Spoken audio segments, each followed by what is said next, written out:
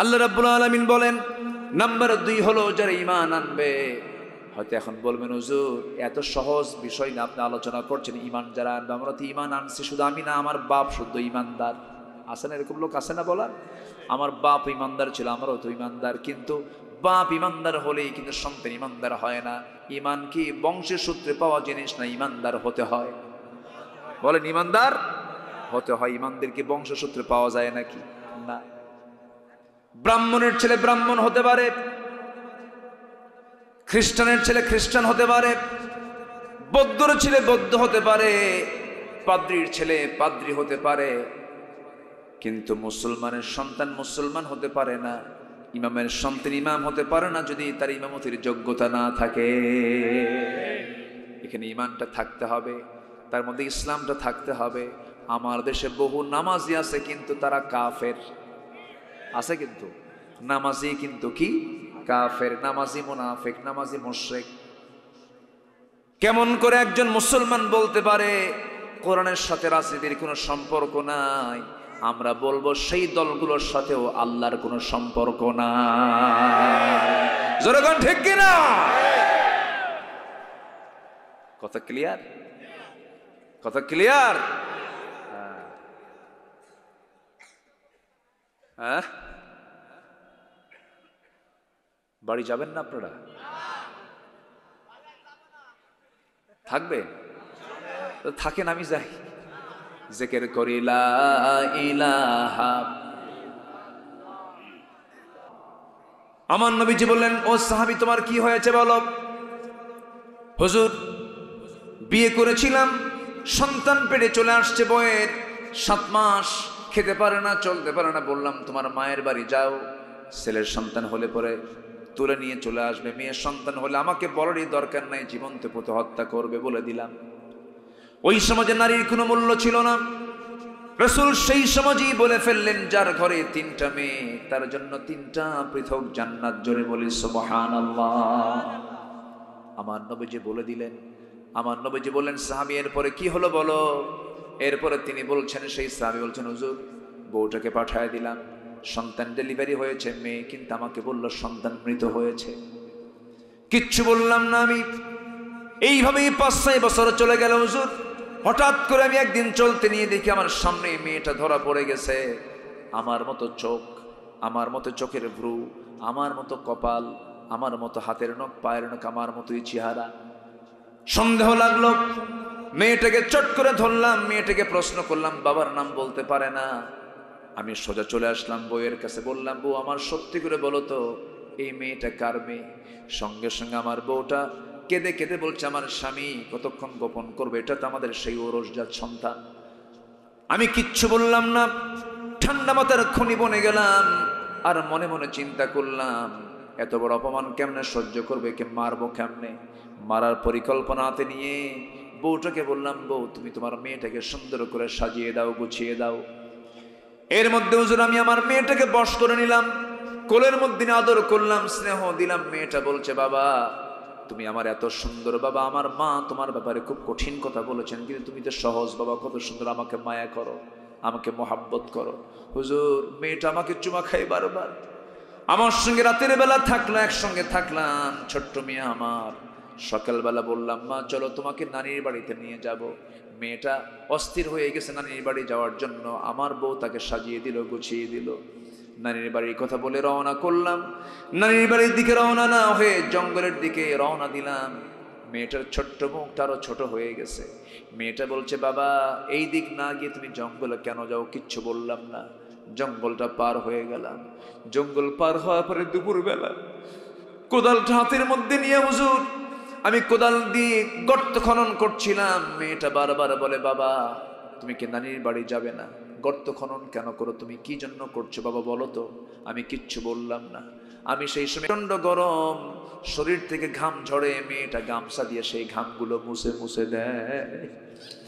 আমার মেয়েটা কি, আমি যখন গর্ত খনন করছিলাম এমন সময় সিটকে সেই দাড়ির ভিতরে মাটি ঢুকে পড়ে। মেয়েটা তার 5 আঙ্গুল দিয়া সুন্দর করে খিলাল করে করে মাটিগুলো সাফ করে দেয়। বলে বাবা নানির বাড়ি কখন যাবে, তুমি কি যাবে না বাবা বলো?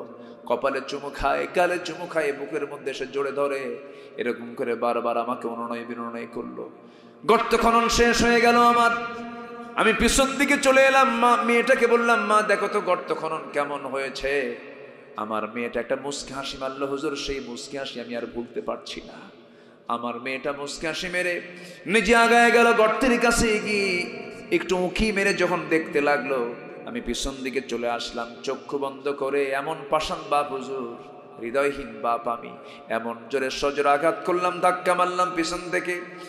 এক ধাক্কায় বাচ্চাটা গর্তের মধ্যে উপর হয়ে পড়ে গেল, আবার চিৎ হয়ে হাত দুটো এক জায়গায় করে বলছে, বাবা বুঝতে পেরেছি আমার মার কথাই সত্য হয়ে গেছে, তুমি আমাকে এখানে মেরে ফেলার জন্য নিয়ে আসছো। বাবা বুঝতে পেরেছি আমার দোষ কোথায়, বাবা প্রয়োজনে ভিক্ষা করে খাবো। আজকে তোমার কাছে করজোরে মিনতি জানাই, একটা বারের জন্য তুমি আমাকে প্রাণে বাঁচাইয়া দাও। আমি কোনোদিন তোমার সামনে এই চেহারা দেখাবো না। বারবার আমাকে বারবার বাঁচার জন্য আকুতি করলো, কিন্তু দিল নরম হলো না। হাতের মধ্যে পাথর নিলাম, পাথর নিয়ে আমার মেয়েটার কলিজা বরাবর, বুক বরাবর যখন মেরে দিলাম, ফিঙ্কি দিয়ে রক্ত পড়া শুরু হয়ে গেল। চোখের সামনে আমি আমার নিজের মেয়েকে আমি নিজে বাপ হয়ে পাথর চাপা দিয়া, মাটি চাপা দিয়া, বালু চাপা দিয়া জনমের মতো বিদায় করে দিলাম। আমার নবজি দীর্ঘ কথাগুলো শুনছিলেন। নবজির সামনে হাঁটু গেড়ে দিয়ে সেই সাহাবী বলছিলেন, নবজির চোখের কোনা বেয়ে বেয়ে পানি পড়ছিল। কেঁদে কেঁদে সাহাবীকে জড়িয়ে ধরে বলছেন, সাহাবী রে তুই যে এত বড় গুনাহ করেছিস, এত পাষাণ যে মানুষ হয়েছে আমি আমার আগে জানা ছিল না। তবে এই কথাও সত্য, দিন গ্রহণ করার কারণে আল্লাহ পাক তোর এই গুনাহ তোর জীবন থেকে সাফ করে দিয়েছে। জোরে বলি সুবহানাল্লাহ, আরো জোরে বলি সুবহানাল্লাহ। পাপ যতই বড় হোক না কেন, গুনাহ যতই বড় হোক না কেন, যদি আপনি তওবা করতে পারেন, তওবার মতো তওবা যদি করতে পারেন, আল্লাহ রাব্বুল আলামিন বলছেন, বান্দা আমি তোকে মাফ করে দেব। তাহলে আমরা আল্লাহর কাছ থেকে ক্ষমা চাইতে হলে এক নাম্বার কাজ আমরা আজকে কি শিখছি বলেন? কি করা? আসতে বলবেন না, কি করা? আজ থেকে 14 দিন পর কি মাস আসে বলেন? বলেন কি মাস আসতেছে বলেন? রমজান মাস। কিসের মাস বলেন? আমার দেশে জ্যৈষ্ঠী মাসে কি হয় বলেন? জ্যৈষ্ঠী মাসে জামাই দাওয়াত কম হয় না বেশি হয়? দাওয়াত দেয় না এলাকার মানুষ? না, লক্ষণ তো খুব খারাপ দেখতেছে। রসালো মাস কোনটা? রসালো মাস কোনটা? রসের মাস কোনটা বলেন? হ্যাঁ, রসালো মানে কি? ফল ফল ফল দিয়ে ভরা।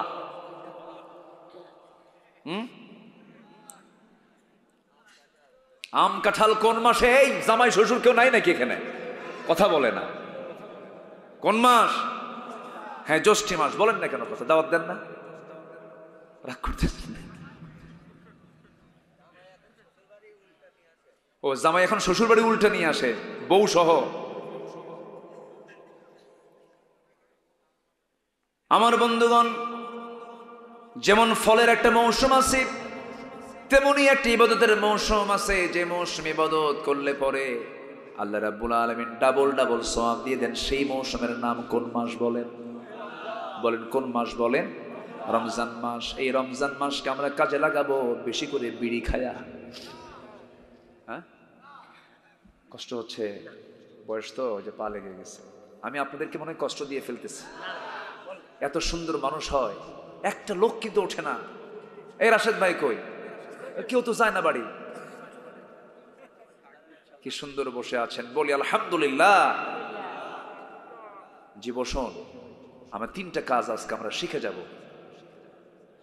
সম্মানিত ভাইয়েরা, রমজান সামনে পাবো, এনি ওয়ে আল্লাহকে বলবো, আল্লাহ এই রমজান আমার জীবনের শেষ রমজান হতে পারে, তুমি আমাকে মাফ করে দাও। কি সিদ্ধান্ত নেওয়া যাবে? কি বিড়ি খাবো? আস্তে কর, জোরে কন, আরো জোরে কন। বিড়ি খাওয়া যাবে? এই দেশের মানুষ ভাত বেশি খায় না বিড়ি বেশি খায়? দেখেন বিড়ি বেশি খায়। কুষ্টিয়ার কি বিড়ি? হ্যাঁ, ডারবি। নাসির, এই যে নাসির, এই যে ছোট বাচ্চা, তুমি খবর পাইলা কই? 10 বছর বয়স কিন্তু। হ্যাঁ, এত বিড়ি জাতি খায়। আমার রংপুর হারাগাছ মাহফিল ছিল, রংপুর হারাগাছ। তো কমিটি আমাকে দাওয়াত দিয়ে নিয়ে গেল, আমি গেলাম, বেশ কয়েক বছর আগের কথা। আমি আলোচনা শেষও করেছি, আমি খেয়াল করিনি যে কারা আমাকে দাওয়াত দিয়েছে। দোয়ার আগ দিয়ে একজন এসে বলতেছে, হুজুর এটা দোয়া করতে হবে, কি আমাদের বিড়ি ফ্যাক্টরি তো, এটা দোয়া করে দেন। কি কথা কি বুঝতেছেন আপনারা? তা আমি বিশাল চিন্তায় পড়লাম, আমি যদি বিড়ির জন্য দোয়া করি জীবনে তার বিড়ির বিরুদ্ধে আওয়াজ করতে পারবো না। তো পরে উনি আমাকে কানে কানে বলতেছেন, আমি ওনাকে কানে কানে বললাম, সরি এই দোয়া বাদ। কি কথা কি বুঝলেন? এই দোয়া আমি করতে পারবো। কি বিড়ি খায় মানুষ, সারাদিন রোজা রাখে, কোনো টেনশন নাই, বিড়ি কোনো খাওয়া খাওয়াই নাই। সন্ধ্যা ইফতার করার পরে দোকানদারকে বলে, শোন 2 বার খাই নাই, একসাথে 3 বিড়ি খান। মানে সারাদিন খায় নাই, ওটা সহ কাঁচা তোলে, আছে না নাই? কেন? যে রোজা আপনাকে নেশা থেকে বাঁচায় না, এটিকে রোজা হলো? বলেন রোজা হলো? কেমনে রোজা হলো? আবার মাহফিল এসে প্রশ্ন করে, হুজুর ফতুয়া জিজ্ঞাসা করে, বিড়ি খাওয়া কি জায়েজ আছে? মানে উনি জায়েজের চেষ্টায় আছেন। বিড়ি খাওয়া কি জায়েজ মনে হয় আপনাদের কাছে? বলেন তো, আসতে বলবেন না, আরো জোরে বলেন, আরো জোরে বলেন। বিড়ি খাওয়া জায়েজ নয়, মারাত্মক গুনাহ, এটা মারাত্মক গুনাহ। খালি ছোটখাটো গুনাহ বলবো না আমি। শোনেন আমি বলে দিই, আপনি পান খান, থামেন না, আপনি পান খান, পানের রস খান, পানের রস আপনার হজমের জন্য খুব ভালো। আমি আমার দাদার মুখের পান চিবানো পান আমি খাইছি। বুড়া মানুষের ঠোঁটটা যদি লালই না হয় তাহলে বুড়া হলো কেন? ঠিক আছে না? না খাওয়াই উত্তম, খান। এদেশের মানুষ পানটা খায়, পানের রস তো, পান খান। কিন্তু পানের সাথে আবার হাকিমপুরী রহমতুল্লাহ আলাইহি কেন? হ্যাঁ, এখানে প্রশ্ন আছে, এখানে প্রশ্ন আছে না নাই? আছে। কেউ ডাইরেক্ট মারে, কেউ আগুন দিয়ে মারে, কিন্তু গাছ কি 2টা না 1টা? গাছ একটাই। হুজুররা খায় তো, এটা ফতুয়া জর্দায় কম আসে, ফতুয়া কিন্তু ওটাও কম না, খাবেন না। মারাত্মক ক্ষতি এগুলো, ক্যান্সার হয়ে যায়। আল্লাহ যদি বলেন তোর তো আমি মৃত্যু দিতাম না, তুই তো খাইয়া মরছিস। কি আস্তে কন কেন? আস্তে কন কেন? আমি তোকে তো মরতে দিতাম না, তুই আরো বাঁচতি, তুই বিড়ি খায় আগে মরে আসলি কেন? তুই কম কি জবাব দিবেন? কি জবাব দিবেন আপনি? তুই আগে মরলি কেন? ওয়ালা তুলকু বিআইদিকুম ইলা তাহলুকা, নিজকে তুমি ধ্বংসের দিকে ঠেলে দিও না। কার কথা? হাদিস না, এটা আয়াত। ওয়ালা তুলকু বিআইদিকুম ইলা তাহলুকা, নিজকে তুমি ধ্বংসের দিকে ঠেলে দিও না। আমার বন্ধুগণ, কথাই তো কথা বেড়ে যায়। তওবা করেছি, রোজা রাখতেছি, যে রোজা আমার বিড়ি খাওয়া বন্ধ করতে পারে না, যে রোজা আমার সুদ খাওয়া বন্ধ করতে পারে না, যে রোজা আমার মিথ্যা ছাড়তে পারে না, যে রোজার মধ্য দিয়ে আমি মিথ্যা ছাড়তে পারি না, যে রোজার মধ্য দিয়ে আমি গীবত ছাড়তে পারি না। রাসূল বলেছেন, সে শুধু না খেয়ে থাকলো, আইয়াদা তুআমাহু ওয়া শারাবাহ, শুধু খাইলো না, শুধু পান করলো না, কিন্তু তার কোনো প্রাপ্তি আল্লাহর দরবারে নাই। এই জন্য সামনের যে 14 দিন পরে আসতেছি আমরা, ওই সময়টাকে আমরা গোল্ডেন টাইম মনে করব, মৌসুম মনে করব। আপনি কি জানেন এই রমজান মাসের প্রত্যেকটা মুহূর্তের দাম আল্লাহ পাক এই জন্য বাড়ায় দিয়েছেন? কারণ ওই মাসে নাজিল হয়েছে কোন কিতাব? বলুন কোন কিতাব? এই কিতাবকে মানলে পরে আমার দামটা কমে যাবে না বেড়ে যাবে? বেড়ে যাবে।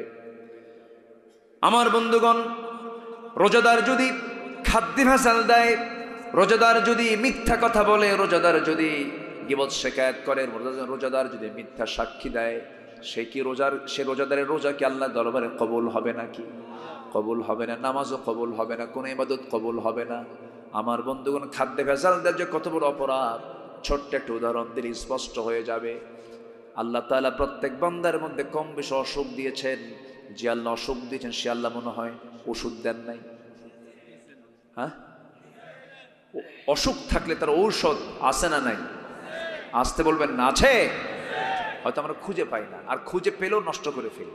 যেরকম এই খুলনা অঞ্চলের একটা শ্রেষ্ঠ ওষুধ কোম্পানি আছে, ফ্যাক্টরি আছে, সেই ফ্যাক্টরি হলো খুলনা অঞ্চলের সবচাইতে বড় ফ্যাক্টরি সেটা সুন্দরবনে আছে। কোথায় আছে? সুন্দরবন একটা ফ্যাক্টরি। সেই ফ্যাক্টরির টোটাল ইনচার্জ আল্লাহ পাক দায়িত্ব দিয়েছেন নাহালকে, সূরাতুন নাহাল, মৌমাছিকে। কাকে দায়িত্ব দিয়েছেন? মৌমাছিকে। মৌমাছি কোন ডিপার্টমেন্ট চালায় বলেন? জোরে আসতে বলেন কেন? জোরে বলেন না কি? মধু। মধুর আরবি হচ্ছে বলেন তো? হ্যাঁ, আসাল। আসাল মুসাফা আছে না? আচ্ছা, নাহাল মানে হচ্ছে মৌমাছি। মৌমাছির কাজ হচ্ছে আল্লাহ তাআলার ওষুধ ফ্যাক্টরি যেটা, ফার্মেসি যেটা, এই ডিপার্টমেন্টকে সম্পূর্ণ ছেড়ে দিয়েছেন মৌমাছির হাতে। মানুষকে দেন নাই, কারণ মানুষ ভেজাল। মানুষ কি বলেন? ভেজাল। তাও এই মৌমাছিগুলো সব জায়গায় বাসা বাঁধে না, তারা গাছের ডালে বাসা বাঁধে, পাহাড়ের পদদেশে বাসা বাঁধে, ঠিক কিনা বলেন? কি সুন্দর করে বাসা বাঁধে। এই মৌচাককে কেন্দ্র করে, মৌমাছিকে কেন্দ্র করে কার্ল ভন ফ্রিজ নামে একজন জগৎ বিখ্যাত একজন বিজ্ঞানী এই মৌচাক মৌমাছি নিয়ে গবেষণা করতে গিয়ে 1973 সালে তাকে সুইডিশ একাডেমি তাকে নোবেল পুরস্কার দেয়। কি পুরস্কার দেয় বলেন? নোবেল পুরস্কার দেয় 3টা তথ্য দেওয়ার জন্য। কটা তথ্য? 3টা তথ্য। এই 3টা তথ্যের ভিতরে 1 নম্বর তথ্য তিনি বলেছেন, মধুগুলো যে সংগ্রহ করে কোনো পুরুষ মৌমাছি নয়, ফিমেল ওয়ার্কার বি, মহিলা কর্মী মৌমাছি। অথচ আল্লাহ রাব্বুল আলামিন এই তথ্য 1000 বছর আগে জানায় দিয়েছেন কোরআনে। জোরে বলি সুবহানাল্লাহ। ওয়া আওহা রাব্বুকা ইলান নাহলি আনিত্তাখিযি মিনাল জিবালি বুয়ুতা। আমি মৌমাছিকে ওহী দিলাম, গাছের ডালে পাহাড়ের পদদেশে সুন্দর করে বাসা বানাও। এই ওহীটা দিয়েছি আমি পুরুষ মৌমাছিকে নয়। আনিত্তাখিযি মিনাল জিবালি বুয়ুতা, কর্মী মহিলা মৌমাছিকে। জোরে বলেন সুবহানাল্লাহ। নাম্বার 2 হলো, তিনি প্রমাণ করেছেন, বিজ্ঞানী প্রমাণ করেছেন, একটা কর্মী মৌমাছি যখন নতুন ফুলের বাগান অথবা উদ্যান পেয়ে যায়, তখন সে সমস্ত মৌমাছিগুলোকে গ্রুপ মেসেজ করে। কি মেসেজ? গ্রুপ মেসেজ কাকে বলে? যুবকরা তোমরা তো বুঝতেছো, গ্রুপ মেসেজ মানে কি? একসঙ্গে একা পায় না, সবাই পায়, সবাই পেয়ে যায়। এই গ্রুপ মেসেজটা যে করলো,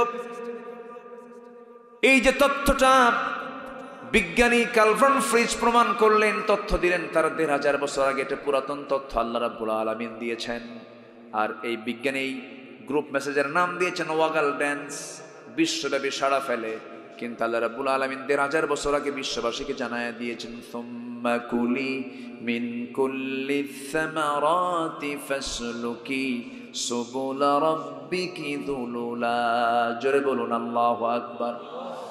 আমার বন্ধুগণ, নাম্বার 3 হলো, এই বিজ্ঞানী প্রমাণ করলেন প্রত্যেক মৌমাছি তারা যখন মধু আহরণ করে, মধু আহরণ করে যখন নিয়ে আসে মৌচাকের দিকে, তখন কিন্তু সে মুখে বহন করে নিয়ে আসে না। তার স্টমাক হলো 2টা। কয়টা বলেন? 2টা স্টমাক। একটা হলো হানি স্টমাক। কি স্টমাক? হানি স্টমাক মানে হচ্ছে মধু রাখার স্টমাক। মধু রাখার জায়গা আলাদা, আর তার হজম করার জায়গা, খাবারের জায়গাটা আলাদা। আল্লাহ রাব্বুল আলামিন 2টা পার্ট রেখেছেন, 2টা ডিভাইস রেখে দিয়েছেন। হানি স্টমাকের ভিতরে সেই মধুগুলোকে রিজার্ভ করে সে উড়ে উড়ে চলে আসে মৌচাকে, মৌচাকে সেইটাকে রিজার্ভ করে। আল্লাহ রাব্বুল আলামিন, বিজ্ঞান বলতেছে তার পেট থেকে মধু বের হয়। আল্লাহ 1000 বছর আগে জানায়া দিয়েছেন কোরআনে, পেট থেকে মধু বের হয়। যেরকম সুবহানাল্লাহ। আলেম ওলামা যারা আছেন দেখেন কি সুন্দর মিলে যাচ্ছে। ইয়াখরুজু মিন বুতুনিহা মিন বাই يخرج من بطونها شراب مختلف ألوانه فيه شفاء للناس إن في ذلك لآية لقوم يتفكرون جربون الله أكبر يخرج বের হয় মিন বুতুনিহা, ওই কর্মী মহিলা মৌমাছির পেট থেকে বের হয় শারাবুন, পানীয় অর্থাৎ মধু, মুখতালিফুন আলওয়ানুহু, বিভিন্ন রং বেরঙ্গের। মধুর রং কি একরকম নাকি? এক একটা ফুলের এক একটা রং থাকে। শারাবুন মুখতালিফুন আলওয়ানুহু ফিহি, যার মধ্যে শিফাউল লিন্নাস, গোটা পৃথিবীর সমস্ত মানুষের জন্য মরা রোগ ছাড়া সমস্ত রোগের ঔষধ আছে। জোরে বলি সুবহানাল্লাহ। আরো আশ্চর্য হবেন। একটু কান লাগান, কানটা খরগোশের মতো করে মনোযোগ দিয়ে কথাগুলো শোনা। আল্লাহ আমাকে কত ভালোবাসেন, আমি তো আল্লাহকে বলে থাকি। দেখুন আমার যেন অসুখ না হয় কি ব্যবস্থা তিনি করেছেন। একটা মৌমাছি যখন 1 পাউন্ড মধু যদি সংগ্রহ করতে নেয়, 1 পাউন্ড মধু সংগ্রহ করতে 550 মৌমাছি কি 20 লক্ষ ফুলে ভ্রমণ করতে পারলে 1 পাউন্ড মধু সংগ্রহ হয়। অর্থাৎ 550 মৌমাছি 20 লক্ষ ফুলে ভ্রমণ করতে পারলেই তখন 1 পাউন্ড মধু তৈরি হয়। জোরে বলি সুবহানাল্লাহ। অর্থাৎ একটা মৌমাছিকে 80,000 কিলোমিটার পথ পাড়ি দিতে হয়। অন্য গবেষণা এসেছে 14.5 লক্ষ কিলোমিটার পথ পাড়ি দেওয়ার পর 1 পাউন্ড মধু তৈরি হয়। আমার বন্ধুগণ চিন্তা করে দেখুন, আমরা যদিও 1000, 1200, 1500, 2000 টাকা কেজি মধু আমরা কিনে খাই, বলুন তো পৃথিবীর কোনো মানুষ এই মৌমাছির শ্রমের মূল্য কি টাকা দিয়ে কোনোদিন কিনতে পারবে নাকি? 14.5 লক্ষ কিলোমিটার মানে হলো গোটা পৃথিবীকে 2-3 বার ঘোরা সম্ভব। যেরকম সুবহানাল্লাহ। এই ট্রাভেলিং চার্জ কি কেউ পৃথিবীর কেউ দিতে পারবে নাকি? এখন বলেন, এই মধুর ভিতরে যদি কেউ কুষ্টিয়ার মিষ্টির শিরা যদি ঢুকায় দেয়, তারা ফাঁসি হওয়া দরকার। 1 বার না বারবার? আস্তে কোন করে 1 বার না বারবার? রোজাদার কি ভেজাল করতে পারে নাকি? ইমানদার কি ভেজাল করতে পারে নাকি? একজন নামাজি কি ভেজাল করতে পারে নাকি? একটু কান লাগান, কথায় তো বহুদূর চলে গেছিলাম, আবার লাইনে আসি। 1 নাম্বার কাজ হলো আমরা তওবা করব। মাফ করবেন কে? আস্তে তওবা করব, মাফ করবেন কে বলেন? আল্লাহ মাফ করবেন। এবার আল্লাহ রাব্বুল আলামিন সুন্দর করে 2 নাম্বার বলছেন, ইল্লা মান তাবা ওয়া আমানা ওয়া আমিলা সালিহান ফাউলাইকা ইউবাদদিলুল্লাহু সাইয়্যাতিহিম হাসানাত ওয়া কানা আল্লাহু গফুরার রহিমা। জোরে বলুন আল্লাহু আকবার। আল্লাহ রাব্বুল আলামিন বলেন, নাম্বার 2 হলো যারা ঈমান আনবে। হয়তো এখন বলবেন, হুজুর এত সহজ বিষয় না আপনি আলোচনা করছেন, ঈমান যারা আনবে। আমরা তো ঈমান আনছি, শুধু আমি না, আমার বাপ শুদ্ধ ঈমানদার। আছে না এরকম লোক? আছে না বলার? আমার বাপ ঈমানদার ছিল, আমারও তো ঈমানদার। কিন্তু বাপ ঈমানদার হলেই কিন্তু সন্তান ঈমানদার হয় না। ঈমান কি বংশের সূত্রে পাওয়া জিনিস না, ঈমানদার হতে হয়। বলেন ঈমানদার হতে হয়। ঈমানদার কি বংশসূত্রে পাওয়া যায় নাকি? না। ব্রাহ্মণের ছেলে ব্রাহ্মণ হতে পারে, খ্রিস্টানের ছেলে খ্রিস্টান হতে পারে, বৌদ্ধর ছেলে বৌদ্ধ হতে পারে, পাদ্রীর ছেলে পাদ্রী হতে পারে, কিন্তু মুসলমানের সন্তান মুসলমান হতে পারে না, ইমামের সন্তান ইমাম হতে পারে না যদি তার ইমামতির যোগ্যতা না থাকে। এখানে ইমানটা থাকতে হবে, তার মধ্যে ইসলামটা থাকতে হবে। আমার দেশে বহু নামাজি আছে কিন্তু তারা কাফের আছে, কিন্তু নামাজি কিন্তু কি কাফের, নামাজি মুনাফিক, নামাজি মুশরিক। কেমন করে একজন মুসলমান বলতে পারে কোরআনের সাথে রাজনীতির কোনো সম্পর্ক নাই? আমরা বলবো সেই দলগুলোর সাথেও আল্লাহর কোনো সম্পর্ক নাই। জোরে কোন ঠিক কিনা? কথা ক্লিয়ার? কথা ক্লিয়ার? হ্যাঁ, বাড়ি যাবেন না আপনারা? থাকবে তো থাকেন, আমি যাই। জিকির করি লা ইলাহা,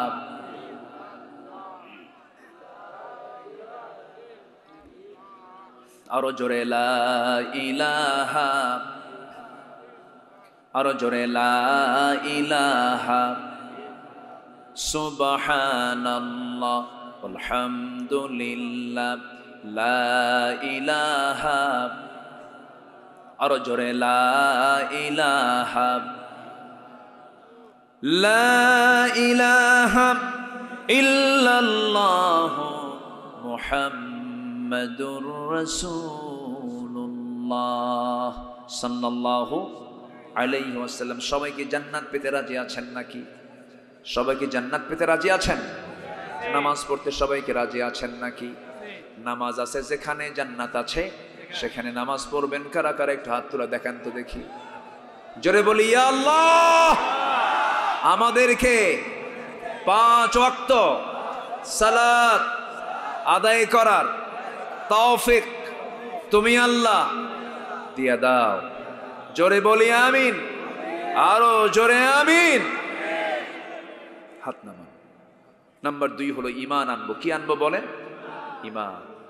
আমার দেশে বহু লোকের নামই আছে ঈমান আলী, আছে না? নাম আছে হলো ফরজ আলী, নাম হলো ফজর আলী। ঘুম থেকে ওঠে সকাল 10টায়। নাম কি রাখছে? ফজর ওঠে কয়টায়? ওর ফজর হয় কয়টায়? 10টায়। নাম হলো রমজান আলী। রমজান মাসে দুপুরবেলা ভাত খায়। নাম হলো আতর আলী, গোটা গায়ে গাজার গন্ধ। নাম হলো হিম্মত আলী, সাইকেলের চাকা বাস চলে শীত হয়ে পড়ে। নাম হলো খোকা মিয়া, বয়স হলো 80 বছর। আছে কিনা বলেন? আছে কিনা? নাম হলো বাদশা মিয়া, ভিক্ষা করে। কি তোমার নাম কি? বাদশা মিয়া। কি করো? ভিক্ষা করি। নাম দিয়ে তো কোনো কাম হবে না। নাম হলো লাল মিয়া, কিন্তু লোকটা কালো। লোকটা কি বলেন? কালো। এই জন্য নাম দিয়ে তো জান্নাত পাওয়া যাবে না, গুণ দিয়ে জান্নাত পেতে হবে। সেই গুণটা হলো তওবা করা। নম্বরে বলেছি 2, সেটা হলো ঈমান আনা। এই গুণগুলো আমরা অর্জন করব, ঈমানটাকে মজবুত করব, ঈমানকে ক্যান্সার আক্রান্ত করব না। সাহাবাদের ঈমানগুলো কত মজবুত ছিল। নবীজি হিজরত করে মক্কা থেকে মদিনায় চলে গেছেন। মক্কা থেকে মদিনায় চলে গেছেন। একজন সাহাবীর কানে যখন সংবাদ গেল, বউকে বলেন, বউ আমার চলো আমরাও যাই। 2 জন স্বামী স্ত্রী একটা সন্তানকে নিয়ে তারা রওনা দিয়েছেন। ঘর বাড়ি ছেড়ে স্বামী স্ত্রী সন্তান একটা নিয়ে রওনা দিয়েছেন মদিনার পথে। রাস্তার মধ্যে শ্বশুর বাড়ির লোকজন এসে বউটাকে জোর করে ধরে নিয়ে চলে যাচ্ছে। নিজের ভাইয়েরা, ছোট্ট ছেলে সন্তান 4 বছর, তাকে জোর করে নিয়ে চলে গেল। বলল, আবু সালমা তুমি আমাদের জামাই, বউটা তোমার সঙ্গে দিতে চাই, শর্ত হলো তোমার মদিনায় যাওয়া যাবে না। ভাইয়েরা বলল, ভাইরে তুমি আমার আপন ভাই, সন্তান তোমাকে দেব, শর্ত হলো তোমার মক্কায় মদিনায় যাওয়া যাবে না। আবু সালমা কতগুলো শুনে বললেন, শোনো, আমার বউকে তোমরা আমার কাছ থেকে ছিনিয়ে নিতে পারো, আমার সন্তানকে ছিনিয়ে নিতে পারো, কিন্তু আমার ভিতরে থাকা যে ঈমান, সেই ঈমানকে তোমরা আমার ছিনতাই করে ছিনিয়ে নিতে পারো না। জোরে কোন সুবহানাল্লাহ। থাকো আমার বউ, থাকো আমার সন্তান, থাকো আমার ভাইরা, আমার আত্মীয় স্বজন, সব তোমরা থাকো। যে মক্কার জমিনে রাসূল নাই, সেই মক্কার জমিনে আমি আবু সালমা থাকতে পারবো না। মদিনায় চলে গেলেন। এটার নাম ঈমান। এটার নাম কি বলেন? ঈমান। চলে গেলেন মদিনায়। মদিনায় যাওয়ার পরে 1টা বছর চলে গেল। আবু সালমার স্ত্রী উম্মে সালমা চোখের পানি ফেলে ফেলে কান্দে। তাকে আটকায় রেখেছে তার বাপ মা, বের হতে পারেন না। লুকোচুরি করে একদিন করলেন কি, ঘর থেকে বের হলেন, ছেলেটাকে লুকায় নিলেন। মা ছেলে 1টা বছর পর তারা রাতের আধারে লুকায় লুকায় বের হয়েছেন মক্কা থেকে।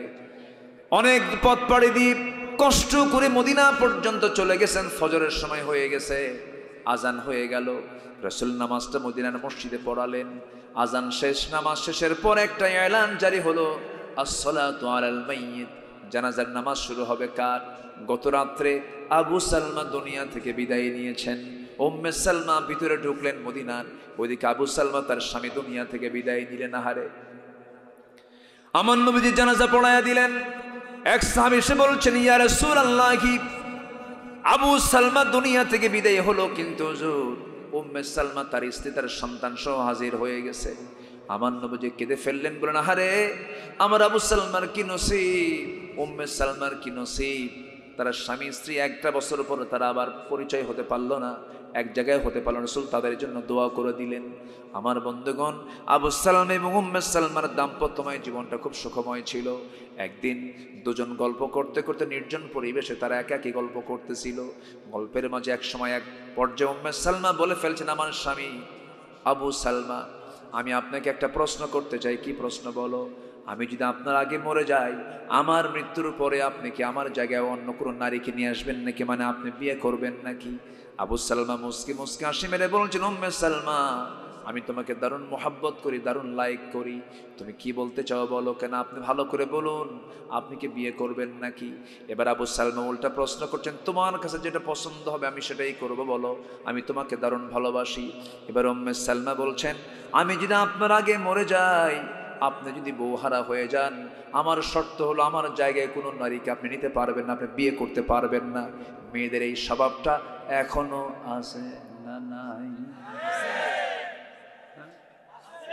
আছে, আছে, সব কিছু দেবে, শুধু যদি কন শোয়ার আগ দিয়ে, শোনো বিয়ে কিন্তু আমার আরেকটা করতে হবে, তাহলে কিন্তু কাম সারা।